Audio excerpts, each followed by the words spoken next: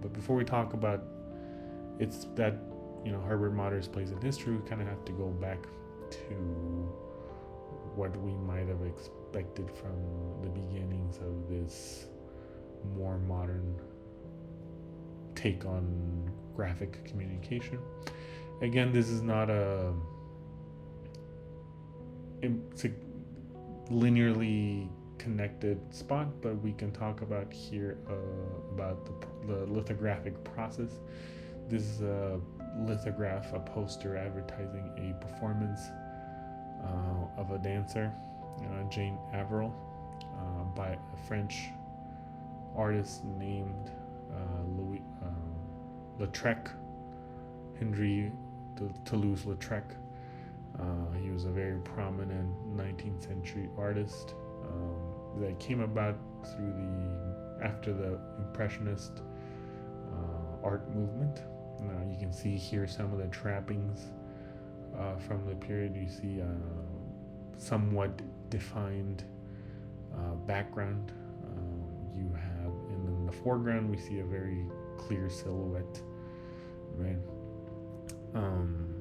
The process of getting to this kind of image is a lithograph. The lithography involved writing onto these stones, these flattened stones, and you would draw with a greasy material such as a wax pencil. You could brush on the greasy parts, if you will, and those greasy parts then get processed onto the stone through various chemical processes, and then they get inked with regular printing ink, and then you can make a reproduction. The process was invented by Alois Sennefelder, who made this to quickly and cost-effectively copy his own musical sheets, right? So perhaps nothing too great in the artistic motivation, but nonetheless it became a very important process that lent itself to works such as these by Henry Toulouse-Lautrec. And important to note here is the subject matter, right? Rather than depicting a socially meaningful message such as the Bible or some sort of classical mythological lesson-laden message, we have an advertising for a show, a dance, not just a dance, but maybe a sexually explicit nightlife Parisian performance, right? So we can see that the message is kind of changing.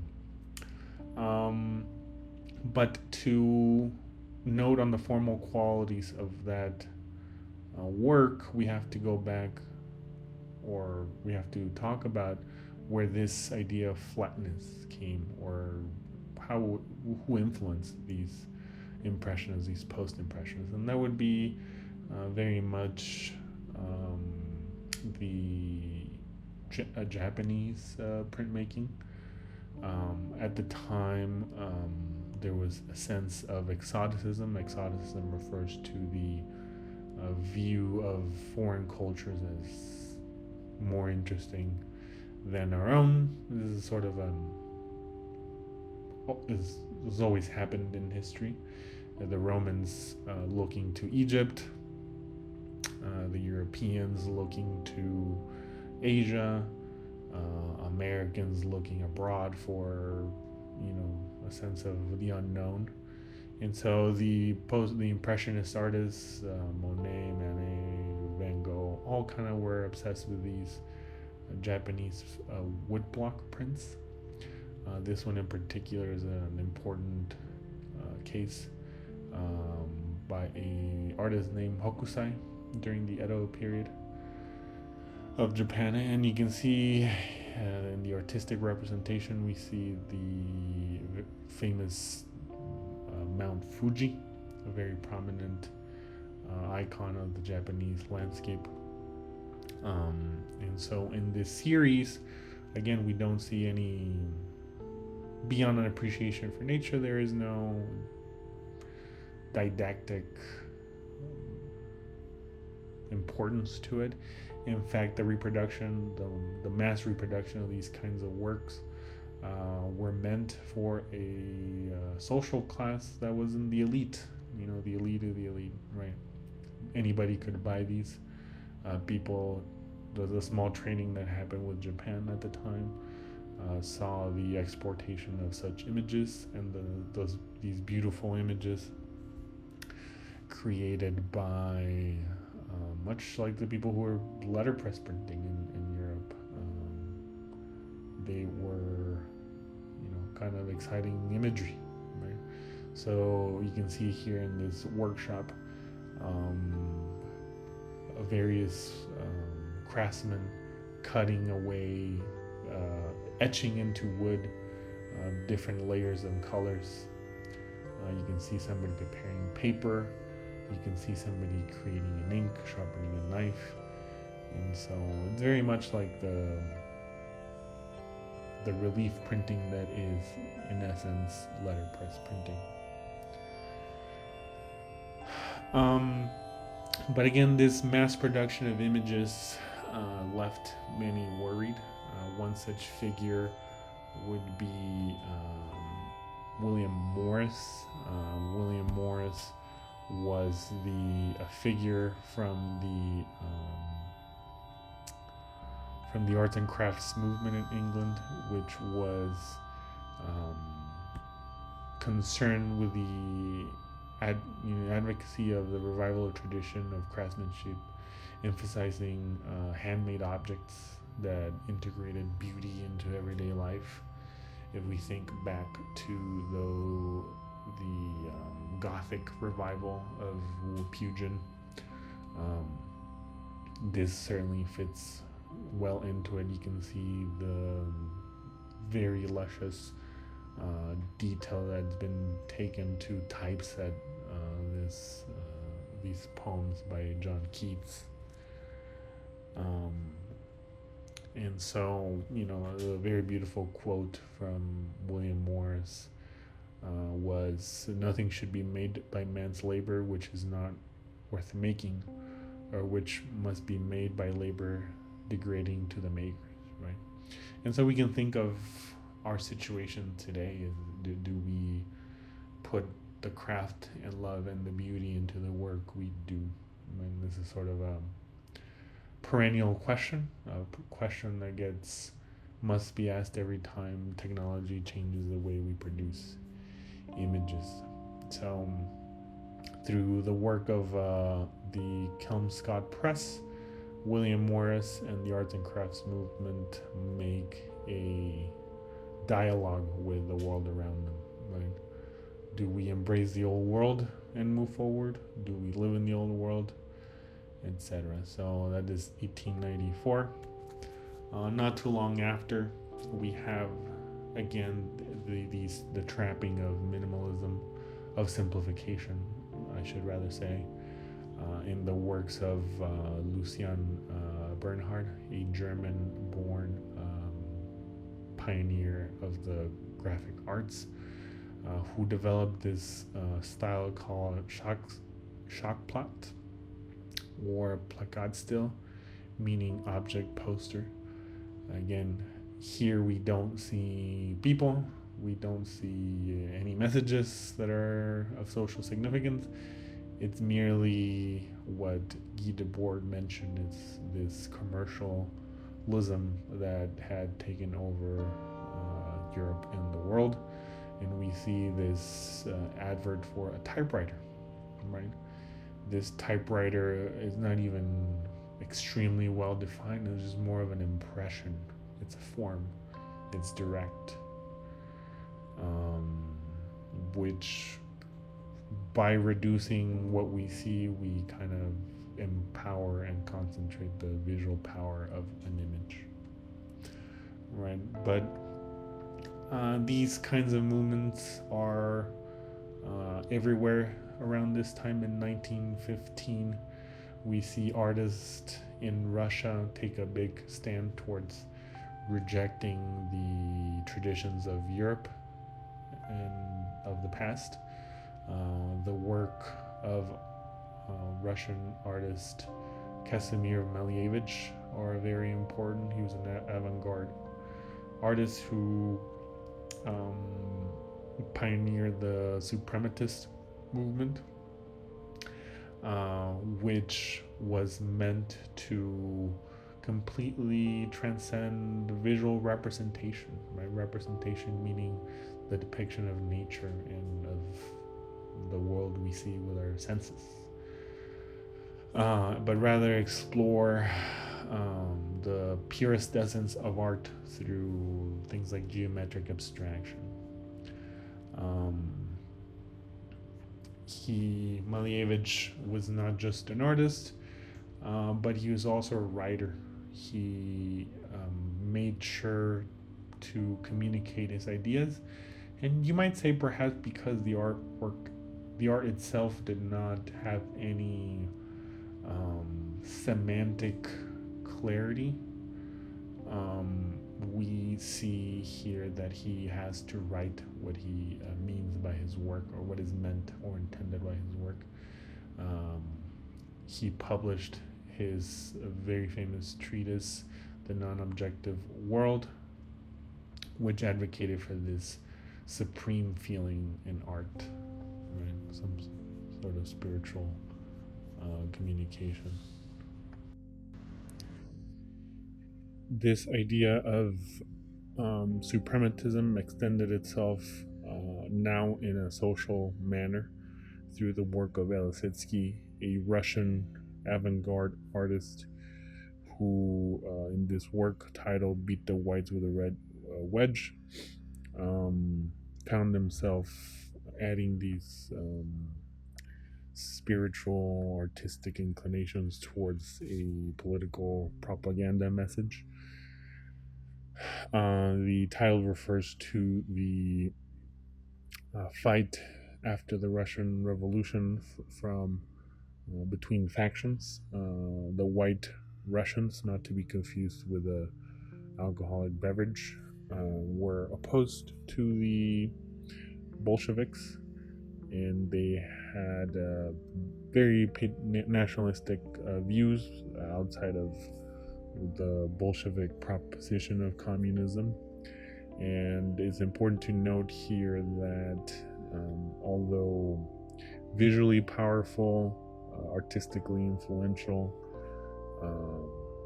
the poster hides a awful reality where after everything was said and done, over 60 million people died in the Soviet Union from the hands of communism, which the artist could have never fathomed, right? And so this brings into question the morality behind a message.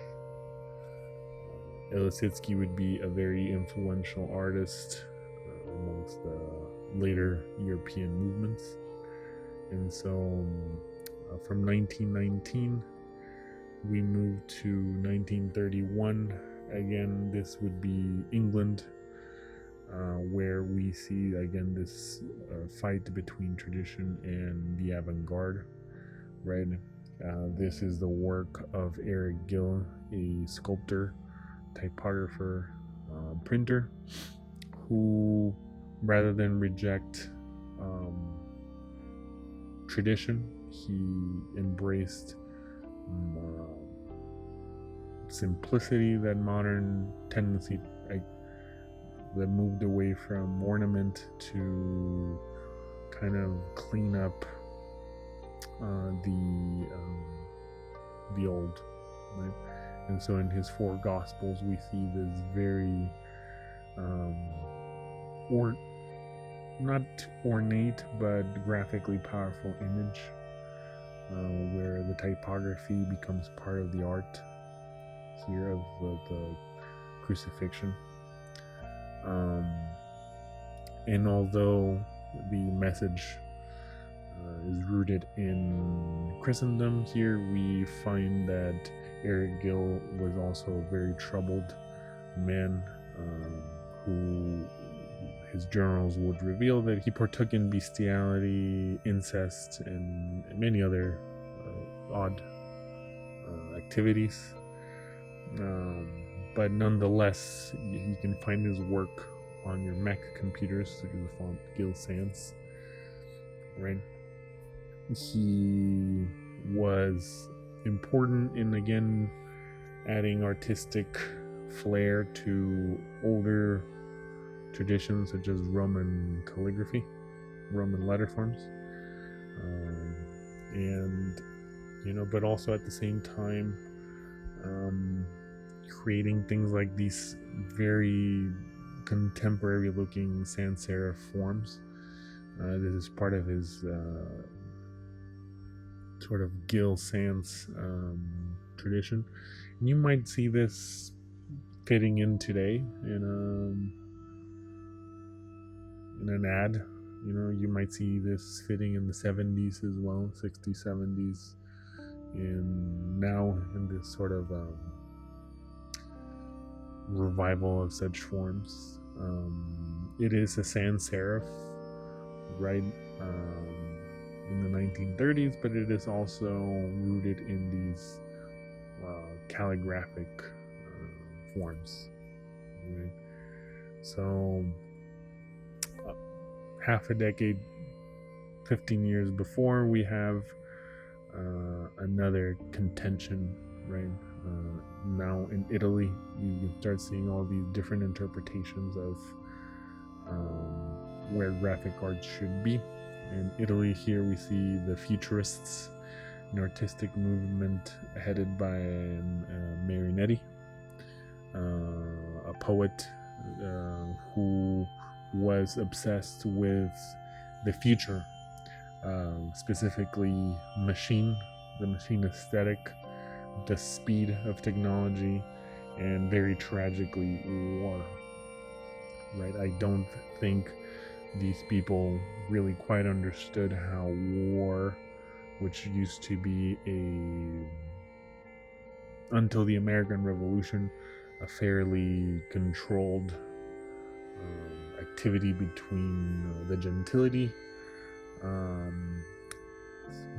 with the birth of the nation state, of democratically elected societies, and the growth of industry, we see war multiply itself into deep horror, right? Where before, the still tragic battles would be won in a day. Wars could be won in a day. Here, with the birth of the strength of the nation state, we see that war becomes a multi-year, multi-horror affair where, anywhere from 60,000 people could die in one day over months. And because no one person is liable, but rather the concept of the nation state, this war can extend itself. I would recommend you listen to Dan Carlin's recount of World War I, and you'd find that this very tragic, horrendous description of what the horrors of World War I were. But in the same way that technology ushered dynamism and horrors, it also brought societal order. Here in this 1933 example, we see another machine aesthetic. This is the London subway map, or the tube map, by Harry Beck, who was not himself a designer, but an electrician. So instead of having a cluttered diagram or map of geography, we see here a more of an electrical circuit diagram that removes any reference to distance geography, but rather becomes an abstract map, or more so a diagram of the stations within the subway system, the underground system. And so this map would go on to become another layer of simplification of abstraction, but abstraction not geared towards spirituality, towards art, towards propaganda, but to serve a social function. Function would be to take people from point A to point B. This map influenced many, such as Massimo Agnelli, who we might have talked about earlier. And all these kinds of movements were kind of coalesced in the early part of the 20th century into schools of design such as the German Bauhaus.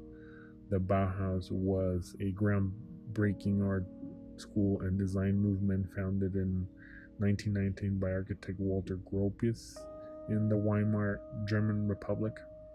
And this school aimed to unify art, industry, and craftsmanship into one. Again, you see this dialogue between the handmade, between the emergent industrial technology, and between the artist, right? So the Bauhaus held a multidisciplinary point of view where all these groups of people influenced each other. You can see here this building, which is very modern, perhaps normal to our eyes, but at the time, in a place where classical Renaissance architecture, Gothic architecture were the norm, we see these industrial buildings taking over people's lives, right? Beauty was replaced with efficiency. And so we have architects such as the French architect Le Corbusier comparing houses and buildings to machines. And so that gets reflected in schools like in the buildings such as this. And in the attempts to simplify, to revolutionize the visual world, the Bauhaus always had this obsession with these geometric shapes, right? In the attempt to take ornament into the essence of art, they had to strip down everything, right? And so what you're left with is this very Aristotelian idea, this Platonic idea, of form. In this case, this geometric concept of point line shape of circle, triangle, square. This was a poster designed by a gentleman named Herbert Bayer, who was part of the Bauhaus as well. And so this is the kind of work you might expect from the Bauhaus, right? This stripped down seating implement that is very elegant. You see metal tubing and leather, which form a chair, right? You can see the craft. These were made by hand, so there was craft involved in the machine aesthetic. This chair, named the Wasily chair, was named after a gentleman named Wasily Kandinsky, very similar to the Russian artist we just saw, Elisitsky. But this was designed by an architect named Marcel Brauer. Right? So again, a very important character in the modern movement. And so, again, in the Bauhaus, we had theater, we had furniture, we had architecture, we also had the graphic arts. This is the work of an artist named Laszlo Moholy-Nagy. And Moholy-Nagy was a gentleman who was concerned with pushing the limits of depiction, of abstraction, creating surreal images from pure light experiments. So he takes photography, removes the social component, he removes the people, he removes the product, he removes the landscape, and he is left with form that would influence all these other movements, these artistic movements. You can see here this idea, this technique called photogram. These photograms were basically taking photosensitive paper and making layouts by putting in on top objects, abstract, unnatural, to create very expressive compositions, right? And so this kind of movement, who you might have associated with the suprematism that we just talked about, becomes constructivism. Constructivism's aim is to put things together, to construct, to take from the abstract to construct something new. And this, again, geometric abstraction just kind of molds into everything else. We see here German designer Herbert Bayer creating this universal typeface. Again, removing all the serifs, all the ornament, all the humanity from a typeface and turning it into something very geometric, very clean. Universal, again, is named such because these artists were seeking a universal means of communication, an essential form of art. However,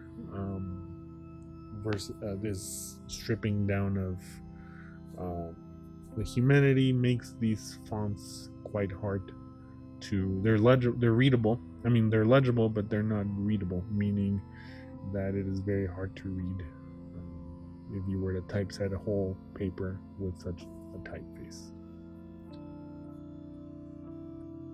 One great example of Bauhaus graphic design would be this Laszlo Moholy-Nagy cover for Bauhaus buildings, a 1930s catalog that offers all the avant-garde design moves associated with the Bauhaus.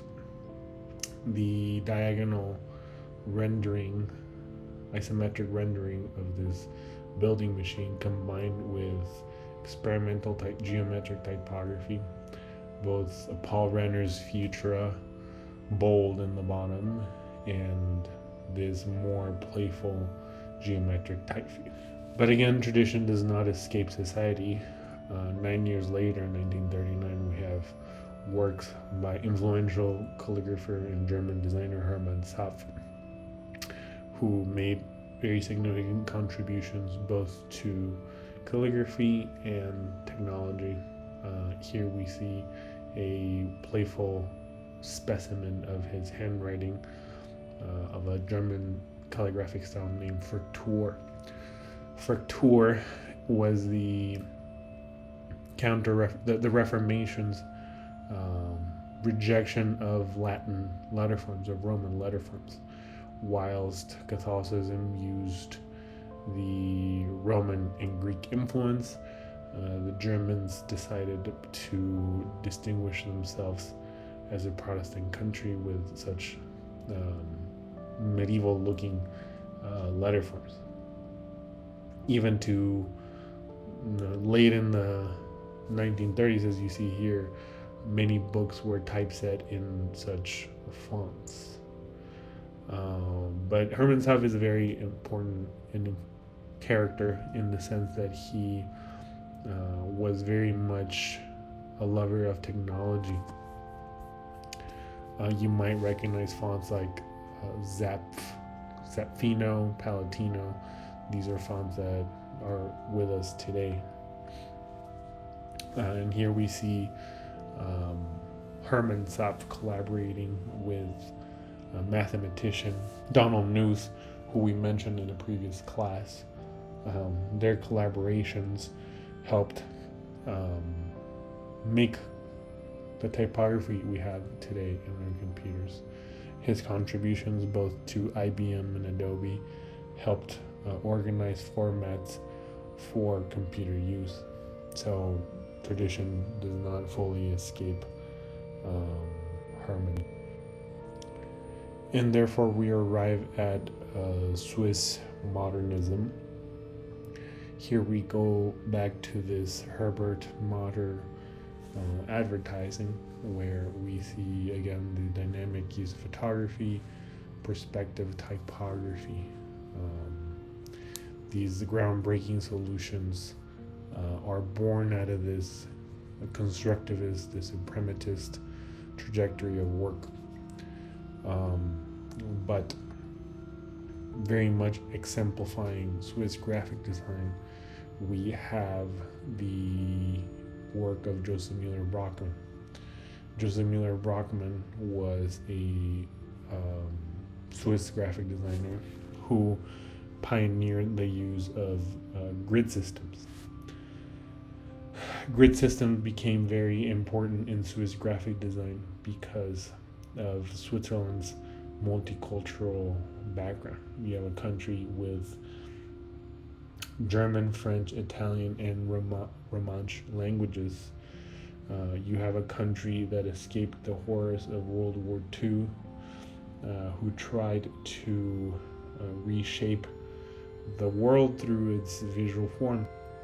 In this Beethoven performance poster, we see a central grid that informs the visual representation of Beethoven's Fifth Symphony. Joseph Müller-Brockmann's work continued to develop as close collaborators with him had an interesting dialogue about what it meant to be constructive and objective. This Swiss style of design was meant to reject commercialism and to embrace a more civic society, and therefore they, in many cases, avoided the non-objective. At one point, Joseph Müller-Brockmann's colleague, Carlo Vivarelli, asked him why he used geometric shapes. Joseph Müller-Brockmann then, after that point, and you can see here in this 1960s Der Film poster, we see the exclusive use of typography. The typography, the objective meaning, becomes the artwork and the message itself.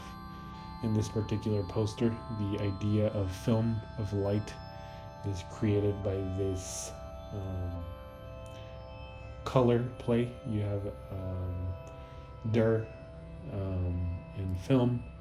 One is lighter than the other, so kind of implying this light through space. But there are many other important constructivist Swiss figures. We see here the work of Paul Loos in 1962, right? So again, we see an image, but it is abstracted in a certain way to where it is not enticing in any commercial sense, but rather in an artistic manner. These ideas of the grid system were coalesced in 1961 through Joseph Müller-Brockmann's very famous title, Grid Systems. Grid Systems is a book that continues to be taught in many design schools, hopefully yours too. which in this book he compiles his ideas about objectivity and the grid, extending the grid not only to graphics but also through space and architecture, recalling back again those Bauhaus tendencies of universalism or a universal approach to the arts. Another great example of the grid system is Karl Gerstner's Capital. Commissioned by a financial institution, Karl Gerstner's Capital employs a hyper-complex use of grid.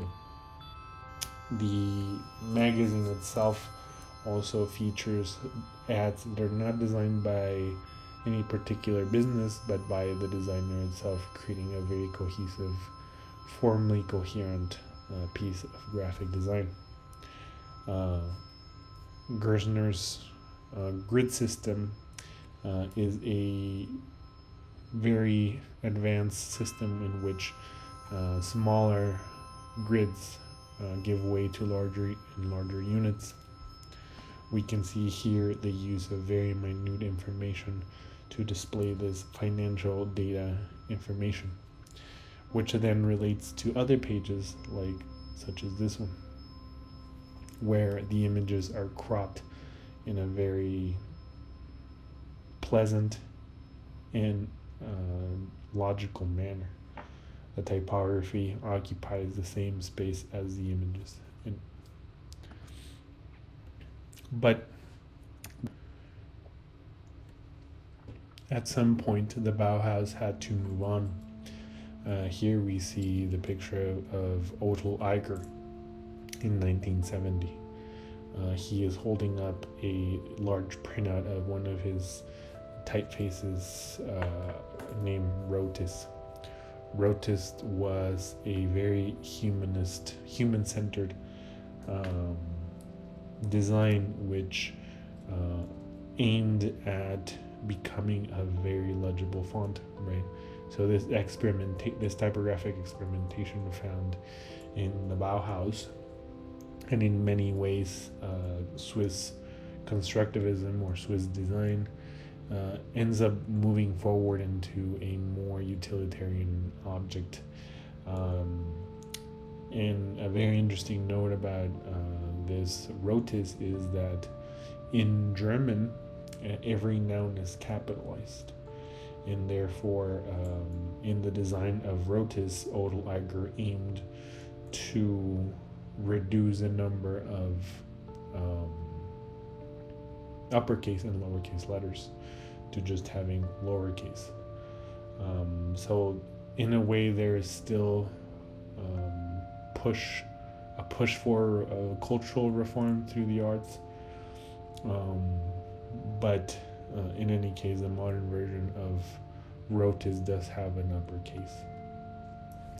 Otto Eiger was one of the founding figures of the School of Design, a very prestigious second sort of Bauhaus, emphasizing the integration of design, science, and technology, as opposed to a Bauhaus's art, industry, and craft.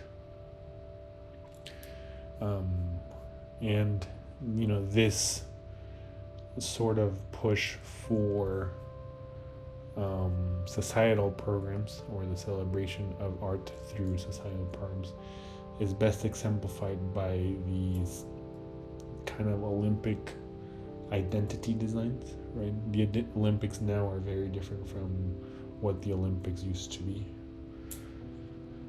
Whereas now they're motivated by real estate development and financial grand schemes. At this point, the Olympics very much had a very altruistic mission. And again, we see here the same kind of minimalism that we saw in both Lautrec's work, that we saw in the Hokusai, the Japanese woodblock prints, and we also see the minimalism that we saw in Swiss graphic design. You have a very colorful photographic rendering of two boxers. We have the grid and the typography on the right. We also see the rise of identity design. We see here the Munich Olympic logo. Unfortunately for how avant-garde this graphic identity system was, it was marred by the terrorists' attack in which Palestinian activists kidnapped an Israeli track team, I believe. And so Odell Eicher, taking these lessons of objectivity, rationality, and societal progress, designed his set of pictograms for the Olympics. Rather than relying on typography, he draws a very succinct, very German set of icons that would help people across the world understand the events they were attending. Right, you can see volleyball, you can see archery, you can see swimming, you can see cycling, all in this universal mindset, this universal set of pictograms. And at some point to everything, art influences, all kinds of design influence each other. Here we see the design of the German designer Dieter Rams. Dieter Rams is still a very influential graphic designer. Industrial designer. Dieter Rams joined Braun, a German appliances company, in 1955, and became their chief designer.